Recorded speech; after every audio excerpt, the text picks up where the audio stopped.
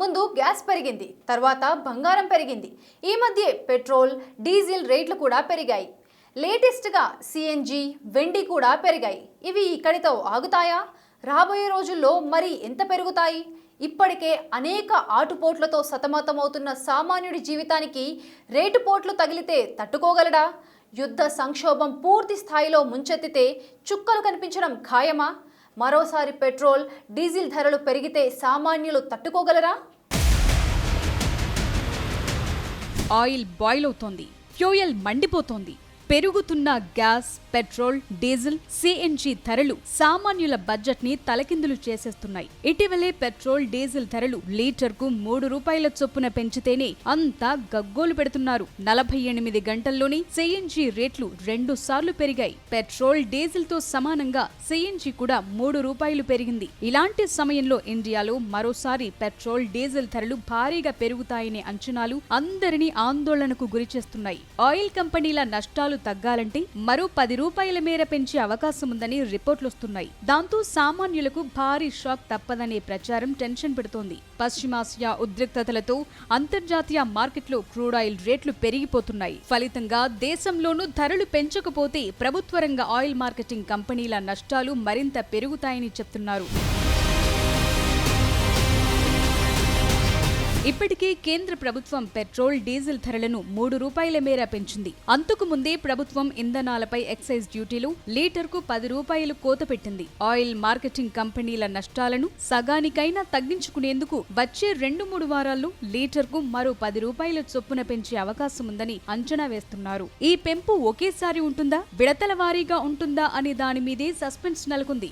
48 గంటల గ్యాప్లోనే సిఎన్జి రేట్లు 2 సార్లు పెరిగాయి. ఈ నెల 15న సిఎన్జి రేట్లు కిలోకు 2 రూపాయలు పెంచారు. లేటెస్ట్ గా కిలో సిఎన్జిపై మరో రూపాయి పెంచారు. 3 రోజుల గ్యాప్లోనే సిఎన్జి వాహనదారులపై 3 రూపాయల అదనపు భారం పడింది. పెంచిన రేట్లతో హైదరాబాద్ లో సిఎన్జి కిలో ధర 100కు చేరింది. ఈ రేట్ల పెంపుతో వాహనదారులపై ఇంధన భారం మరింత పెరిగింది. అంతర్జాతీయంగా నెలకొన్న ఉద్రిక్తతలే ఆకస్మిక ధరల పెంపునకు మెయిన్ రీజన్. ఇప్పటికే ఫ్యూయల్ ఫైర్ తట్టుకోలేకపోతున్న సామాన్యులకు ఈ రేట్లు బల్లెంపోట్లలా మారాయి. పశ్చిమాసియాలో యుద్ధం, హర్ముజ్ జలసంధిలో విధించిన ఆంక్షలతో గ్యాస్, చమురు ట్యాంకర్ల రవాణా నిలిచిపోయింది. ఈ పరిణామాలతో అంతర్జాతీయ మార్కెట్లో ధరలు భారీగా పెరిగిపోయాయి. దేశీయంగానూ ఇంధన ధరలను పెంచక తప్పట్లేదు. సామాన్య, మిడిల్ క్లాస్ వాహనదారుల జేబులు చిల్లుపడుతున్నాయి. అంతర్జాతీయ మార్కెట్లో బ్యారెల్ ముడి చమురు ధర $10 మేర పెరిగితే ఇండియాలో ద్రవ్యోల్బణం 0.3% మేర పెరుగుతుందని ఆర్థికవేత్తలు అంచనా వేస్తున్నారు. కరెంట్ అకౌంట్ లోటు కూడా 0.3% మేర పెరుగుతుందని చెప్తున్నారు. ముడి చమురు ధరల్లో పెరుగుదల కారణంగా ఇప్పటికీ జీడీపీ కుదింపునకు సంబంధించిన అంచనాలు బయటకొస్తున్నాయి.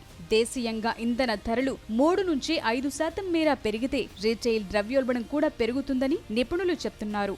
అయితే మన దేశంలో లీటర్ పెట్రోల్ 3 రూపాయలు పెరిగితేనే తెగ ఫీల్ అయిపోతుంటాం. వాహనాలు బయటకు తీయాలంటే 1-2 సార్లు ఆలోచిస్తాం. కానీ మార్చి నెల నుంచే ప్రపంచ వ్యాప్తంగా పెరిగిన పెట్రోల్ ధరలని చూస్తే మైండ్ బ్లాంక్ అవుతుంది. మిగతా దేశాలతో పోలిస్తే మన దగ్గర పెరిగిన 3 రూపాయలు చాలా తక్కువని అర్థమవుతోంది. పశ్చిమాసియాలో యుద్ధ సంక్షోభం మొదలయ్యాక ప్రపంచంలోనే అత్యధికంగా పెట్రోల్ ధరలు పెరిగిన దేశాల్లో మన పొరుగున ఉన్న మయన్మార్, పాకిస్తాన్ మొదటి వరుసలో ఉన్నాయి. ఫిబ్రవరి నుంచి ఇక్కడ లీటర్ పెట్రోల్ రేట్ ఏకంగా 54-67 రూపాయల దాకా పెరిగింది. అక్కడ నెలకొన్న ఆర్థిక పరిస్థితులు, ఇంధన కొరత కారణంగా జనాలు పెట్రోల్ కొనాలంటేనే భయపడే స్థాయిలో రేట్లు పెంచేశారు. అగ్రరాజ్యం అమెరికా, కెనడాలోనూ ఫ్యూయల్ ఫైర్ గట్టిగానే తగిలింది. మన కరెన్సీలో చెప్పాలంటే ఈ 2 దేశాల్లో లీటర్కు 38 రూపాయల వరకు పెరిగింది. మలేషియాలోనూ లీటర్పై 36 రూపాయలు పెరిగింది. ఇక ఎప్పుడు ఇంధన నిల్వలు పుష్కలంగా ఉండే గల్ఫ్ దేశం యుఏఈలోనూ లీటర్కు 28 రూపాయలు పెరిగింది. చైనాకు కూడా ఇంధన ధరల సెగ గట్టిగానే తగిలింది. డ్రాగన్ కంట్రీలో లీటర్కు 27 రూపాయలు పెరిగింది. ఇక యూరప్ దేశాల విషయానికొస్తే ఫ్రాన్స్ లో 13, యూకేలో 11 రూపాయలు రూపాయల చొప్పున పెట్రోల్ రేట్లు పెరిగాయి. వీటితో పోల్చి చూస్తే ఇండియాలో పెరిగిన 3 రూపాయలు తక్కువే అనిపిస్తోంది. కానీ ఇది జస్ట్ బిగినింగ్ మాత్రమే. రాబోయే రోజుల్లో మన దగ్గర కూడా ఇంధన ధరలు మరింత మండిపోయే అవకాశాలు పుష్కలంగా ఉన్నాయి. ప్రపంచ వ్యాప్తంగా ఉన్న పరిస్థితులు, క్రూడ్ ఆయిల్ రేట్ల పెరుగుదలతో అన్ని దేశాల్లో పెట్రోల్, డీజిల్ రేట్లు తెగ మండిపోతున్నాయి. మన దగ్గర 3 రూపాయలు పెరిగితేనే బడ్జెట్ తలకిందులవుతోందని జనం అప్పుడే గగ్గోలు పెడుతున్నారు. కానీ మిగతా దేశాల్లో లీటర్కు 30 నుంచి 60 రూపాయల దాకా పెరిగినా అక్కడి జనం భరిస్తున్నారు. అతి త్వరలోనే ఇండియాలోనూ ఫ్యూయల్ వైల్డ్ ఫైర్ చూడబోతున్నామనే సంకేతాలు వినిపిస్తున్నాయి.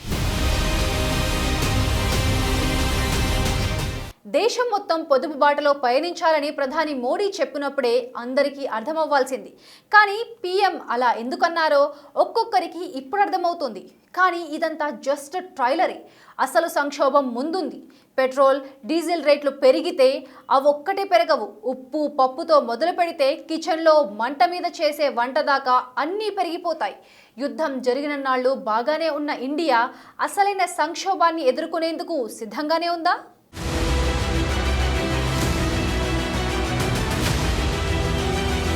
ఇంధన పొదుపంటూ ప్రధాని మోదీ నేషనల్ మిషన్ ప్రకటించేశారు. ఆ తరువాత జరుగుతున్న పరిణామాలు చూస్తుంటే అతి త్వరలోనే యుద్ధ సంక్షోభం భారీ స్థాయిలో ముంచెత్తబోతోందనే సంకేతాలు కనిపిస్తున్నాయి. భారతీయులంతా పొదుపు మంత్రం జపించాలని, ఆచితూచి అడుగులు వేయాలని ప్రధాని మోదీ పిలుపునిచ్చినప్పుడు చాలా మంది సీరియస్ గా తీసుకోలేదు. కానీ అదెంత సీరియస్ ఇష్యూనో ఒక్కొక్కరికి ఇప్పుడు అర్థమవుతోంది. ఆయన అన్న మాటల వెనుక రాబోయే ఆర్థిక తుఫాను గురించి ఇచ్చిన ముందస్తు హెచ్చరికలు ఇప్పుడు సామాన్యుడికి కళ్ల ముందు కనిపిస్తున్నాయి. మనం చూస్తున్న ధరల పెరుగుదల, ద్రవ్యోల్బణం కేవలం ట్రైలర్ మాత్రమే అంటున్నారు. అసలైన ఆర్థిక సంక్షోభం, సవాలుతో కూడుకున్న రోజులు ముందున్నాయని ఆర్థిక నిపుణులు సైతం హెచ్చరిస్తున్నారు.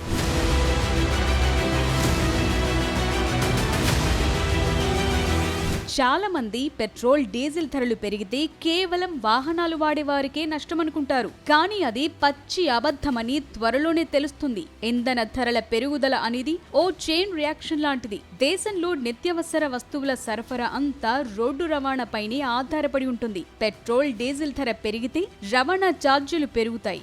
దానివల్ల పొలం నుంచి మార్కెట్కొచ్చే కూరగాయలు, మిల్లుల నుంచి వచ్చే పప్పులు, ఉప్పు, నూనెలు ఇలా వంటగదిలో వాడే ప్రతి వస్తువు ధర ఆటోమేటిక్ గా పెరిగిపోతుంది. ఇప్పటికే పెరిగిన గ్యాస్ సిలిండర్ రేట్లు, నిత్యావసరాల ధరలు సామాన్యుడి బడ్జెట్ ని తలకిందులు చేస్తున్నాయి. ఆదాయం పెరగటం లేదు గాని ఖర్చులు మాత్రం రెక్కలు కట్టుకుని ఎగురుతున్నాయి. దాంతో మిడిల్ క్లాస్ మొత్తం ఫ్రై అయిపోతోంది.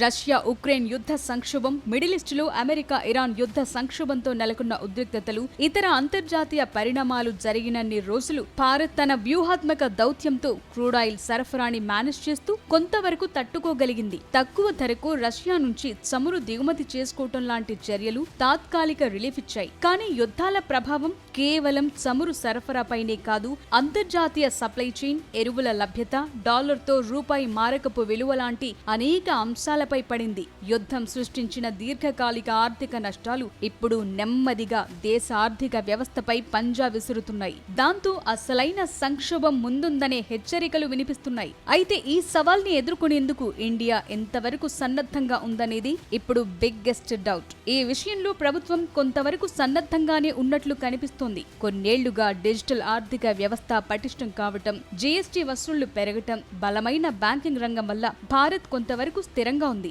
ఎలక్ట్రిక్ వాహనాలు, ఎథనాల్ బ్లెండింగ్, గ్రీన్ హైడ్రోజన్ వైపు భారత్ వేగంగా అడుగులు వేస్తోంది. ఇవన్నీ భవిష్యత్తులో చమురుపై ఆధారపడటాన్ని తగ్గిస్తాయి. కానీ పరిస్థితి ఇప్పుడేంటన్నదే అసలు మ్యాటర్.